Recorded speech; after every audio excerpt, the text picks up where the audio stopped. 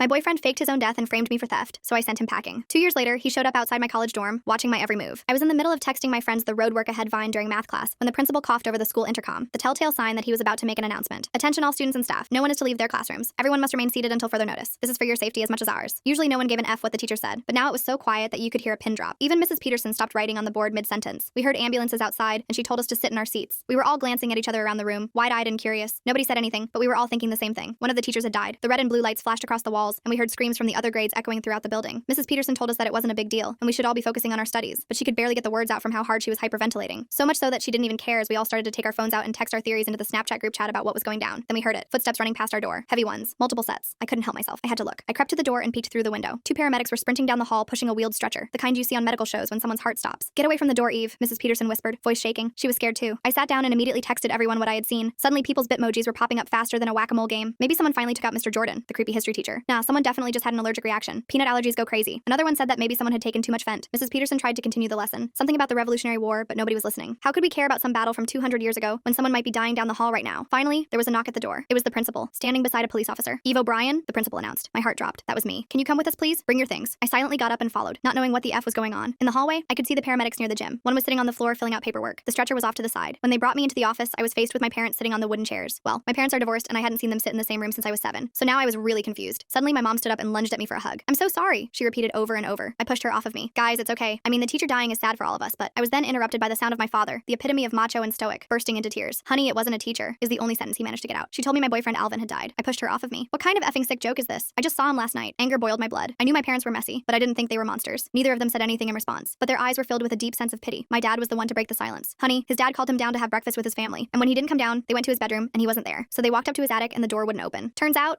it was stuck on his body. He had committed rope. He then burst into tears again. I grabbed my VP from my pocket, not even caring that the principal was standing right there. I told them they were lying, that I had seen the stretcher and the screams. Turns out they were going to call me into the office on the intercom, but suddenly the janitor fell and broke his hip, so saving him was first priority. I looked back at my mom and saw her entire body trembling like I'd never seen before. I stuffed my mouth with the sleeve of my hoodie and screamed as hard as I could. My knees gave out under me, and the pain felt so grounding that I continued to bang my head against the floor over and over. My parents picked me up and carried me to the backseat of the car, getting ready to drive me home, and that's when I got the text. It was Alvin. My hands were shaking so bad I almost dropped my phone. The notification said Alvin clear as day, with his contact photo, a selfie we'd taken at the beach last summer. I clicked on it and there was a YouTube link. My mom was in the front seat crying while my dad drove, neither of them speaking. The only sound was the windshield wipers scraping against the glass. It had started raining. Neither of them noticed me staring at my screen in complete shock. I clicked the link and waited for it to load, watching the buffering circle spin around and around. The video started playing and there he was, Alvin, sitting in what looked like some old cabin with wood paneling on the walls. He looked terrible. His face was all bruised up and his lip was split, dried blood crusted in the corner. His left eye was swollen almost shut. He started talking and I had to turn the volume down so my parents wouldn't hear. His voice was hoarse like he'd been crying. He said he was sorry for scaring me, but he had to run away. His dad had been beating him for years and last night was the worst it had ever been. He lifted his shirt and I gasped. His ribs were covered in purple and yellow bruises. He showed the camera his arms and they were covered in bruises too. Some looked fresh and angry red. Some looked old and faded to green. There were scars I'd never seen before, hidden under his long sleeves all this time. He said his dad found his empty room this morning and immediately called 911 saying he killed himself. Alvin said his dad did it to cover up all the abuse in case anyone started asking questions. He said he'd been planning this escape for months, saving money from his part-time job and finding this cabin through a friend of a friend. The video ended with him saying he was safe now and would text me an address where I could find him. He looked directly at the camera and said, "I love you, Eve. I'm sorry." Then the screen went black. I sat there staring at my phone, not knowing what to think. My boyfriend was alive, but he let everyone think he was dead. My mom turned around and saw me looking at my phone, her tear-stained face suddenly alert. She reached back and grabbed it from me before I could react. I tried to tell her about the video, but she wouldn't listen. She said some kids at school were probably playing a cruel prank on me, that people could be horrible when tragedy struck. She said I was in denial and needed to accept what happened. My dad agreed with her, glancing at me in the rearview mirror with those same pitying eyes. They took me home and my mom kept my phone. She said I needed time to process everything without distractions. I spent the rest of the day in my room pretending to sleep, but really I was planning how to get my phone back. I needed to see that address Alvin mentioned. I needed to know if this was real or if I was losing my mind. That night I waited until I heard my parents go to bed. The house was quiet except for the ticking of the grandfather clock in the hallway. Then I snuck downstairs, avoiding the creaky step third from the bottom, and found my phone charging on the kitchen counter. Sure enough, there was another text from Alvin. It was an address for some cabin about an hour away, somewhere near the state forest. He said to come alone and not tell anyone. He said he'd explain everything when I got there. Part of me knew this was crazy, but I had to know the truth. I went back to my room and opened my window, the cool night air hitting my face. We lived in a one-story house, so it was easy to climb out. I grabbed my bike from the garage, careful not to knock over any of the garden tools, and started pedaling. The whole ride there, I kept thinking about that video. Those bruises looked so real, and Alvin's face looked genuinely scared, not like he was acting. The night was dark, and the streetlights cast long shadows across the empty roads as I pedaled harder, desperate to find out if the boy I loved was really alive. The ride took forever. My legs were burning like fire, and I had to stop twice to catch my breath, leaning over my handlebars and gasping in the cold night air. The forest road was pitch black, darker than anything I'd ever experienced, and I only had my phone flashlight to see. The narrow beam barely cut through the darkness, illuminating just a few feet of cracked asphalt ahead. Every shadow looked like something waiting to jump out at me. Finally, I saw the cabin up ahead, a small light glowing in one window like a beacon. My heart was pounding so hard I thought it might explode right through my chest. I left my bike by a large oak tree and walked up to the door, my sneakers crunching on dead leaves. Before I could knock, it opened, and there was Alvin. He looked even worse than in the video. The bruises on his face had turned darker purple and green, spreading across his left cheek like spilled paint. His right eye was nearly swollen shut. He pulled me inside quickly and locked the door behind us, sliding the deadbolt with shaking hands. I wanted to hug him, but something felt off. He was acting jumpy and kept looking out the window, pulling back the raggedy curtain every few seconds. The cabin was small and smelled like mold and something else. else. Fear, maybe. There was a sleeping bag in the corner and some canned food on a rickety table that looked like it might collapse at any moment. He told me to sit down and started talking really fast, words tumbling over each other. He said his dad had been hitting him since he was little. Started with slaps when he got bad grades, then punches when he talked back. Last night his dad threw him down the stairs because he forgot to take out the trash. He said he couldn't take it anymore and had to run. I asked why he didn't just tell someone. He laughed, but it wasn't a happy sound. It was bitter and broken. He said his dad was respected in town, coached Little League and went to church every Sunday, shaking hands with everyone after service. Nobody would believe him. Plus his dad always threatened to call him if he ever told anyone. He lifted his shirt and showed me more bruises on his back and legs. Some looked like belt marks, long and thin. Others were round, like from fists. I felt sick to my stomach. All those times he wore long sleeves in summer, saying he was cold. All those times he said he fell off his skateboard or walked into a door. I should have known something was wrong. The signs were all there. Then he dropped the bomb. He said he'd been stealing money from his dad's hardware store for months. Just small amounts from the register that wouldn't be noticed. 20 here, 30 there. He needed it to run away, to survive on his own. But here's the messed up part. He put my name on some fake receipts. Said I was helping with inventory after school, getting paid under the table. I told him that was insane. Why would he do that? He said he needed insurance. If his dad ever found out about the missing money, he could blame it on me. That way his dad wouldn't hit him as bad. Maybe just yell instead of using his fists. I stood up to leave, but he grabbed my arm. Not hard, but firm enough to make me stop. His fingers felt desperate. He said I couldn't go yet. He needed me to understand. His whole plan wasn't finished. He was going to lay low for a few days, let the bruises photograph better, then contact the police about the abuse. But he needed those receipts as leverage against his dad. If his dad tried to deny the abuse, Alvin would threaten to expose the theft and say his dad made him do it. The logic was twisted, but I could see how it made sense to him. I told him this was crazy. Using me like that wasn't okay. He started crying and saying he was sorry, tears mixing with the dried blood on his face, that he never meant to hurt me. He just didn't know what else to do. He'd been planning this for so long, and I was the only person he trusted. I tried to leave again, but then I noticed something that made my stomach drop. My bike tires were flat, both of them. I asked what happened to my bike, trying to keep my voice steady. He said it must have been a coincidence. Maybe I ran over some glass on the way here, but I knew he was lying. His eyes wouldn't meet mine, darting around the room instead. I told him to let me use his phone to call someone. He said he threw it away so his dad couldn't track him. Dropped it in the river on his way here. This was getting scary. I was stuck in the middle of nowhere with no way to leave. He kept saying I just needed to stay for a little while, until he figured out his next move. He promised he'd make it right, fix my bike in the morning. But the way he was acting reminded me of something. The way he was trying to control the situation, making excuses, apologizing and then doing it again. It was just like how he described his dad. I pretended to calm down and said I understood. I sat back down on the creaky wooden chair and asked him to tell me more about his plan. While he talked, I looked around the cabin for anything useful. There was an old landline phone on the wall, but when I asked about it, he said it was disconnected years ago. He had answers for everything. He'd clearly thought this through, probably spent hours planning every detail. He showed me a notebook where he'd been writing down all the times his dad hurt him. Dates, descriptions, everything in his neat handwriting. June 3rd, belt, 10 strikes. July 19th, punched in stomach, couldn't breathe. The list went on for pages. He also showed me copies of the fake receipts with my name on them. My signature was forged pretty well, good enough to fool someone who didn't look too close. He'd been practicing. The next morning, I woke up on the floor, my back aching from the hardwood. Alvin had given me the sleeping bag, and he slept sitting up in a chair by the door, like he was guarding it, or guarding me. I said I needed to use the bathroom, and he pointed to an outhouse outside. He followed me there and waited right outside, humming nervously. I could see his shadow through the gaps in the wood. On the way back, I saw a path leading deeper into the woods, barely visible through the undergrowth. I memorized where it was, counting the trees. Back inside, I pretended to be on his side. I said I wanted to help him get justice against his dad. His face lit up like Christmas morning, and he hugged me tight. It felt wrong. This wasn't the Alvin I knew. Or maybe it was, and I just never saw this side of him. He started telling me more details about the abuse, how his dad would make him stand in the corner for hours until his legs shook, how he'd take away food as punishment, sometimes for days, how he'd lock him in the basement with no light, just the sound of mice scratching in the walls. Each story was worse than the last. I believed him. The bruises were proof enough, but that didn't make what he was doing to me okay. He was so focused on his own pain that he couldn't see he was hurting me too. When he went to the outhouse, I quickly looked through his stuff. I found his journal and flipped through it. The abuse stories were all there, written in heartbreaking detail, but so was his plan to frame me. He'd been planning it for months, every step calculated, which receipts to forge, how to get me here, how to keep me here. I also found something else tucked under a pile of dirty clothes, his phone. It wasn't thrown away like he said. It was hidden with the battery removed. I quickly put the battery back in and turned it on, my hands trembling. There were dozens of messages from his dad, not worried messages like you'd expect from a parent whose kid went missing. These were threats, telling Alvin to come home or else, saying he'd find him no matter where he hid, that he knew all his hiding spots. The last message made my blood run cold. It said he knew about the missing money and the receipts. He knew about me. He was coming. I heard Alvin coming back and quickly hid the phone again, my heart racing. That afternoon, Alvin got more paranoid. He kept checking the windows and jumping at every sound, a branch cracking, a bird calling. He said his dad was smart and might figure out where he was. The cabin belonged to his uncle who lived out of state. His dad knew about it. They'd come here for a family reunion once. I suggested we go to the police right away, but he said no. He needed more time to prepare, to make sure his story was perfect, to let the bruises develop more. I realized he was stalling. Part of him was terrified of confronting his dad even through the police. The abuse had messed him up so bad he couldn't think straight. He was like a rabbit frozen in headlights. I told him I was hungry and we were running low on food. Just some stale crackers and a can of beans left. I suggested I bike to the nearest store to get supplies. He laughed and reminded me about my flat tires. He said he'd go instead and I should stay here where it was safe. Lock the door and don't answer for anyone. I knew this was my chance. As soon as he left, I grabbed his phone and called 911, but the battery died before I could say anything. Just 3 beeps and black screen. I searched everywhere for a charger but couldn't find one. Then I remembered the path in the woods. Maybe it led to a road or another cabin. I had to try something. I started down the path, moving as fast as I could without making too much noise. The woods were thick and branches kept scratching my arms, leaving thin red lines. Spider webs caught in my hair. After about 10 minutes, I heard a car engine. I ran toward the sound and came out on a dirt road, but my heart sank when I saw who it was. Alvin's dad in his big black pickup truck. He was driving slow, looking into the woods like he was searching for something or someone. His face looked angry even from a distance. I ducked behind a tree and held my breath, pressing myself against the rough bark. He drove past without seeing me. I waited until I couldn't hear the engine anymore, then started walking down the road in the opposite direction. I'd been walking for maybe 20 minutes when I heard another car. This time I hid before looking, crouching in some bushes. It was Alvin in some hit-up truck I'd never seen before. Rust covered the doors and the muffler was hanging low. He must have had it stashed somewhere. He was driving fast, looking panicked, gripping the wheel with white knuckles. I stayed hidden until he passed. Now I was really scared. Both of them were out here looking for me. I kept walking, staying close to the tree line so I could hide if needed. My legs were tired and my throat was dry. Finally, I saw a house up ahead. Smoke was coming from the chimney and there were flowers in the window. Civilization. I ran to the door and knocked frantically. An old woman answered, wearing a flower-covered apron. I must have looked crazy because she took a step back, her hand going to her chest. I told her I needed to use her phone. It was an emergency. She looked me up and down, saw the scratches, the leaves in my hair, the desperation in my eyes, and let me in. Her kitchen smelled like fresh bread. She pointed to an ancient rotary phone on the wall. I called my parents first. My mom answered on the first ring, sobbing. She said they'd been looking for me all night. The police were involved. Everyone thought I'd done something stupid because of Alvin. I told her I was okay and where I was. Kind of. I didn't actually know the address. The old woman helped me figure it out, pointing to mail on her counter. My mom said they were coming coming to get me right away. Then I called the police and told them about Alvin, where the cabin was, that he was alive but needed help. The old woman made me chamomile tea while I waited. She said kids came through here sometimes running from something. She never asked questions, just helped how she could. She gave me some homemade cookies and a warm washcloth for my scratches. About 30 minutes later, I heard cars pulling up, lots of them. My parents burst through the door and hugged me so tight I couldn't breathe. My mom was crying. My dad kept saying my name over and over. There were 2 police officers with them. They asked me a million questions. I told them everything. About the video, the cabin, the bruises, the fake receipts. One officer stayed with us while the other went to find the cabin. We waited for what felt like hours. The old woman made more tea and my mom held my hand the whole time. Finally, the officer's radio crackled. They'd found the cabin, but it was empty. No sign of Alvin. But they found his journal and the receipts. Evidence of both the abuse and the fraud. They put out an alert for both Alvin and his dad. The officer said they'd need me to come to the station to give a full statement. My parents drove me there, holding my hand the whole way. I watched familiar streets pass by and felt like I'd been gone for years instead of just one night. At the station, I told the whole story again, this time to a detective who recorded everything. While I was there, they got a call. A traffic camera had spotted the truck Alvin was driving. He was heading back toward town. They sent units to intercept him. About an hour later, they brought him in. He looked defeated. All the fight had gone out of him. His shoulders were slumped and he was staring at the ground. He saw me through the window of the interview room and mouthed, "I'm sorry." I didn't know what to feel. Angry, sad, relieved, maybe all of them at once. The detective said they'd also picked up his dad at the house. He was hammered and had started swinging at the officers. Now they were both in custody. Over the next few days, the whole story came out. Other kids came forward saying they'd seen Alvin with bruises over the years. Teachers admitted they'd had suspicions, but no proof. The hardware store's books showed the missing money, the fake receipts with my forged signature. Alvin's journal documented years of abuse in heartbreaking detail, but it also showed how that abuse had twisted him, how he'd learned to manipulate and control from his dad, how he'd justified hurting me because he'd been hurt worse. The prosecutor said they had enough evidence to charge both of them. Alvin's dad for child abuse and filing a false police report, Alvin for fraud, forgery, and false imprisonment, keeping me at that cabin against my will, but they were considering Alvin's circumstances. The years of abuse were mitigating factors. He'd probably get counseling and community service instead of jail time. His dad was looking at serious prison time, though. Turns out this wasn't his first violent offense. I had to testify at a hearing, not a full trial because they both ended up taking plea deals. Seeing Alvin in court was hard. He looked smaller somehow, broken. His lawyer read a statement where he apologized to everyone, especially me. He said the abuse had messed up his sense of right and wrong. He thought hurting others was normal because it's all he'd known, but he was getting help now and wanted to do better. His dad didn't apologize, just sat there glaring at everyone like this was our fault. After it was all over, I started seeing a counselor too, to process everything that happened. She helped me understand that trauma could make people do terrible things, but it didn't excuse those things. Alvin was a victim, but he'd also made me a victim. Both things could be true at the same time. She also helped me recognize warning signs I'd missed. The controlling behavior, the manipulation, the way he'd isolated me at that cabin, all red flags I might see sooner next time. I started a support group at school for students dealing with toxic relationships, whether romantic, family, or friendships. We met every week in the guidance counselor's office. More kids showed up than I expected. Turns out a lot of people were dealing with stuff like this but didn't know how to talk about it. We shared stories and resources, learned about healthy boundaries, how to spot manipulation, when to ask for help. The guidance counselor said it was one of the most important programs the school had. Alvin wrote me a letter from the facility where he was getting treatment. I didn't open it for weeks. When I finally did, it was mostly more apologies. He said he was learning about cycles of abuse, how victims often become abusers themselves if they don't get help. He was determined to break that cycle. He thanked me for exposing everything, even though it hurt at the time. He said I might have saved his life, and maybe other people's lives too. I didn't write back. I wasn't ready for that. Maybe I never would be. His dad got 5 years in prison. The judge said he showed no remorse and posed a danger to society. When he gets out, he'll have to stay away from Alvin and complete anger management. Alvin got 2 years probation and mandatory therapy. He had to pay back the stolen money too. Last I heard, he was living with his uncle out of state and working at a grocery store, taking online classes to finish high school, trying to build a life that didn't revolve around violence and fear. The whole thing taught me that hurt people, but it also taught me that everyone has a choice. Alvin chose to drag me into his escape plan instead of just asking for help. He chose to forge those receipts and flatten my bike tires. His trauma explained those choices but didn't excuse them. I had to learn to forgive him for my own peace of mind. But forgiveness didn't mean forgetting or letting him back in my life. It just meant letting go of the anger so it didn't poison me too. Sometimes I still have nightmares about that cabin, about feeling trapped with no way out. But then I remember that I did get out. I found a way, and now I help other kids find their way out too. The support group has grown. We even got some funding from the school board to bring in guest speakers, experts on domestic violence and emotional abuse, former victims who survived and thrived. We're making a difference, one story at a time. Looking back, the scariest part wasn't the cabin or the flat tires or even the forged receipts. It was how normal Alvin seemed for so long, how well he hid his pain and his plans. It made me realize that we never really know what someone's going through, what battles they're fighting, what choices they're making in desperation. All we can do is pay attention, trust our instincts when something feels off, and never be afraid to ask for help, because staying silent helps no one, not the victims, not the abusers, not the people caught in between. That's why I'm sharing this story, not for sympathy or attention, but because someone reading this might be in a similar situation, either being abused or being manipulated by someone who was abused. Either way, you need to know that it's not your fault, and it's not your responsibility to fix someone else's trauma. You can have compassion for what they've been through while still protecting yourself from what they might do. That's not selfish, that's survival. And sometimes survival is the best thing you can do for everyone involved. The support group kept growing, and we even got some local news coverage. Not like national headlines or anything crazy, just a small piece in the town paper about teens helping teens. That's when things got weird again. I got a Facebook message from someone named Cameron saying they knew Alvin from the treatment facility. They said he wasn't doing as well as everyone thought, still manipulating people, just better at hiding it now. I showed the message to my counselor, and she said to be careful. Could be true. Could be someone trying to stir up drama. Then more messages started coming. This Cameron person said Alvin was planning something, that he talked about me all the time in group therapy. Not in a healing way, but in an obsessive way. Like he blamed me for everything that went wrong. I screenshot everything and took it to the police detective who handled our case. He said they'd look into it, but without specific threats, there wasn't much they could do. Alvin was allowed to talk about me in therapy. That was kind of the point of therapy. A week later, I was walking home from school when I saw a familiar truck parked outside my house. That same rusty one Alvin had been driving in the woods. My heart started racing and I ducked behind my neighbor's hedge. I called my mom and told her not to come outside. Then I called 911 and reported a suspicious vehicle. While I waited for the cops, I watched the truck. Nobody was inside that I could see. Maybe it was just a coincidence. Lots of people drove old trucks. The police showed up and ran the plates. It wasn't registered to Alvin. Belonged to some guy named Dennis who lived 2 towns over. They knocked on his door and it turned out he'd sold the truck months ago to some kid paying cash. No paperwork, just a handshake deal. The description matched Alvin, but the kid had given a fake name. The cops said they'd increase patrols around my house and school. My parents installed security cameras that night. Dad stayed home from work the next day just to make sure I was safe. Nothing happened for a few days and I started to relax. Maybe Cameron was wrong. Maybe the truck was just a weird coincidence. Then Thursday after school, I was waiting for my mom to pick me up when I saw him. Alvin, standing across the street from school wearing a baseball cap and sunglasses like that was enough of a disguise. He was just watching the doors, hands in his pockets. I immediately went back inside and found the security guard. By the time we got back outside, he was gone. The security footage showed him clearly though. He'd been there for an hour before I spotted him, just just standing and watching. The police said it was a violation of his probation to come near me or the school. They put out a warrant for his arrest. His probation officer hadn't heard from him in weeks. He'd stopped showing up for mandatory therapy sessions. His uncle said he'd moved out one night without saying anything, just packed a bag and left. Now nobody knew where he was staying. My parents wanted to pull me out of school until they found him, but I had finals coming up and the support group needed me. We compromised. Mom or dad would drive me to and from school. No walking alone, no going out with friends unless they knew exactly where I was. I had to text them every hour. It sucked, but I understood why. The security cameras at home picked up someone in our yard twice that week. Too dark to see clearly, but the build looked right. Then Brittany from my support group came to me with something scary. She said a new guy had joined their online trauma forum, called himself Survivor No More, and his story sounded exactly like Alvin's. Abusive dad, running away, girlfriend who betrayed him, but in his version, the girlfriend was the villain who ruined his life for no reason. He was getting lots of sympathy from other members who didn't know the real story. Some were even offering to help him get justice. Brittany had screenshot everything before blocking him. I took it all to the detective again. He said they were taking it seriously now. This was escalating from violation of probation to potential stalking charges. They were working with other departments to track him down. His dad was still in prison, so at least we didn't have to worry about both of them. But Alvin had learned a lot from his dad about how to intimidate people, how to make them feel watched and unsafe without technically doing anything illegal, until showing up at school anyway. My counselor suggested I write him a letter, not to send, just to get my feelings out. I wrote 10 pages about how betrayed I felt, how he'd turned his pain into my pain, how I'd loved him and wanted to help him, but he'd made that impossible. I burned it in the backyard fire pit and watched the smoke rise up and disappear. It felt good, like releasing something heavy I'd been carrying. Mom made hot chocolate and we sat outside until the fire died down. The next Monday, Cameron messaged me again, this time with a photo from inside the treatment facility. It showed Alvin's room with maps on the wall, red circles around my house, my school, places I went regularly, the coffee shop where I studied, the park where I jogged, the movie theater where I worked weekends. Cameron said they'd found it after Alvin left and reported it to staff, but by then he was already gone. The facility had dropped the ball big time not watching him closer. That's when my parents made the decision. We were staying with my aunt in the next state until they caught him. I didn't want to run away like some scared little kid, but the maps changed everything. He'd been planning this for who knows how long, studying my routines. I packed a bag and we left that night. Told the school I had a family emergency. Only my closest friends knew the truth. The support group would have to manage without me for a while. My aunt lived in a gated community with security guards and cameras everywhere. It felt like overkill, but also kind of safe. I did my schoolwork online and video called into support group meetings. Life felt weirdly normal and completely wrong at the same time, like I was in witness protection or something. Every time a car drove by too slow or someone looked at me too long at the grocery store, my heart would race. I hated that he'd made me so paranoid. 2 weeks into our stay, the detective called with news. They'd caught him. He was sleeping in his truck in a parking garage one town over from mine. Had a notebook full of my schedule and photos of me he'd taken with a long lens camera. Hundreds of them. Me at school, at work, even through my bedroom window. They also found a knife and rope in his truck. He said they were for camping, but nobody believed that. He was being held without bail this time. We went home the next day, but things felt different. The house didn't feel as safe anymore. I kept checking the locks and looking out windows. My parents understood. Dad installed an alarm system to go with the cameras. Mom signed me up for self-defense classes. Not because we thought Alvin would get out, but because feeling prepared helped with the fear. The instructor said I was a natural. Turns out all that anger had to go somewhere. The new charges were serious. Stalking, violation of probation, possession of weapons. His lawyer tried to play the abuse card again, but the judge wasn't having it. Said Alvin had been given a second chance and thrown it away. The photos especially creeped everyone out. Some were from before he ran away the first time. He'd been watching me for months without me knowing, following me around town, learning my patterns. The detective said it was one of the worst stalking cases he'd seen. This time I didn't go to court. My victim impact statement was read by the prosecutor instead. I wrote about how he'd stolen my sense of safety, how I jumped at shadows now, how I'd had to leave my home because of his obsession, but I also wrote about the support group and how we were helping other kids, how I wouldn't let his actions define my life. The judge sentenced him to 3 years in actual prison this time, with mandatory psychiatric treatment and a permanent restraining order when he got out. His dad actually wrote me a letter from prison. Not an apology exactly, but close. He said he'd been thinking about how his violence had created more violence, how Alvin had learned from him that hurting people was how you dealt with problems. He was in therapy too now, court ordered but still. He said he hoped I could move on and have a good life, that I deserved better than getting caught up in their family mess. I didn't write back, but I kept the letter. Proof that people could change, maybe. The support group threw me a welcome back party when I returned to regular meetings. They'd made a banner and everything. We had twice as many members now, kids who'd heard about what happened and realized they needed help too. Some were being abused at home, some were in controlling relationships, some were dealing with bullying that had gone too far. We all had different stories, but the same need to be heard and believed, to know we weren't alone or crazy. I graduated high school with decent grades despite everything. Got into a state college about 3 hours away, far enough to feel like a fresh start, but close enough to come home on weekends. My parents helped me move into the dorms. Dad triple-checked all the locks and Mom made friends with the campus security office. I rolled my eyes but secretly appreciated it. They'd been through a lot too. Watching your kid get stalked by someone you'd welcomed into your home had to be rough. College was good for me. Nobody knew my story unless I told them. I could just be Eve, not Eve who survived that crazy thing. I studied psychology because understanding why people did what they did felt important now. My professor said I had good instincts for it, probably from lived experience, though I didn't tell them that. I started a new support group on campus. Turned out lots of college kids needed that kind of help too. Junior year, I got a notification that made my blood run cold. Alvin was being released early for good behavior, 2 years instead of 3. The restraining order was still in effect, but paper doesn't stop someone who's determined. I called the detective who'd handled my case. He was retired now, but remembered everything. Said to trust my instincts and call 911 if anything felt off. The prison was supposed to notify me when he actually got out, but sometimes wires got crossed. I spent the next few weeks jumpy as hell. Every unfamiliar face on campus could be him. Every wrong number phone call made me panic. My roommate Julia thought I was losing it until I explained everything. Then she got protective too. Started walking me to classes and checking in constantly. It was annoying but sweet. Good to have people who cared. The campus security knew about the situation too. They had his photo and would patrol extra around my dorm. Then one day I got an email from an address I didn't recognize. The subject line just said, "Please read." My finger hovered over the delete button, but curiosity won. It was from Alvin's uncle. He said Alvin had been released but immediately checked himself into a long-term psychiatric facility. Voluntary commitment. He'd finally accepted that he needed serious help. Years of it, not just a few months. The uncle wanted me to know so I wouldn't spend my life looking over my shoulder. He said Alvin had signed papers giving up his right to leave for at least 5 years. I wanted to believe it, but trust was hard. I forwarded the email to my old detective friend. He made some calls and confirmed it was true. The facility was legit, specializing in trauma-based personality disorders. Alvin had signed himself in the day he got out. Told the intake counselor he was afraid of what he might do if left on his own. That level of self-awareness was new. Maybe the prison therapy had actually helped, or maybe he just got tired of ruining his own life. I still stayed careful, but the constant fear faded a bit. Finished college with honors and got into grad school for clinical psychology. Specialized in trauma and abuse recovery. My thesis advisor said my personal experience gave me unique insights, but warned against letting it consume my career. Good advice. I needed balance. Started dating a guy named Noah for my research methods class. Told him the whole story on our 3rd date. He didn't run away screaming, so that was good. The campus support group had become an official program by then with actual funding and a real office. I trained other students to run it before I graduated. Watching it grow beyond what I could do alone felt amazing. Like something good had come from all the bad. They gave gave me a plaque at the end of your ceremony. Founder and guardian angel, it said. Cheesy, but I cried anyway. My parents were there beaming with pride. They'd come so far too from that terrified couple in the principal's office. Got my doctorate and started working at a treatment center for at-risk youth. Kids who'd been abused or were showing signs of becoming abusers themselves. The cycle could be broken, but it took work. Constant, difficult work. Some days were harder than others. Some kids reminded me too much of Alvin. That same mix of pain and anger looking for a target. But most were just hurt and scared and needed someone to believe them, to show them another way existed. 5 years after he checked himself in, I got another email from Alvin's uncle. Said Alvin was doing well. Still in treatment, but in a transitional program now. Had a job at the facility doing maintenance. Was taking online college courses. The uncle thought I should know he was getting better. Really better this time. I appreciated the update, but didn't need more than that. His journey was his own now. Mine had taken a different path, and that was okay. Sometimes new members of support groups I speak at ask if I forgave him. It's complicated. I forgave the broken kid who'd been struck by his father until he didn't know right from wrong, but I couldn't forget the calculating person who forged those receipts and stalked me with a camera. Both existed in the same person. That's what trauma does sometimes. Creates these fractured selves that war with each other. The victim and the perpetrator all tangled up inside. My life now is pretty normal. Married Noah last spring in a small ceremony. Still working with troubled kids and running support groups. Still checking locks more than most people, but not living in fear. Alvin becomes less real every year. More like a story that happened to someone else. Except when I'm helping a kid who reminds me of him. Then it all comes flooding back. But that's useful. Keeps me sharp. Reminds me why this work matters. Why one person reaching out can change everything. The last I heard, Alvin was living in a halfway house and working full time. Still in therapy, but stable. His dad got out of prison and immediately violated parole by getting in a bar fight. Back inside now for another few years. Some people change and some don't. That's just reality. All we can control is our own choices, our own healing, our own decision to help or harm. Every day we wake up and choose again. That's the real work. Not the dramatic moments, but the daily choice to do better than was done to us. My story could have ended so many different ways. If that old woman hadn't let me use her phone. If the police hadn't taken me seriously. If Alvin had been a little more desperate or a little less scared. But it ended with me here, helping other kids find their way out of darkness. Not perfect, still carrying scars, but proof that survival is possible. That cycles can be broken. That hurt people don't have to hurt people. They can choose another way. It just takes one person believing that to start.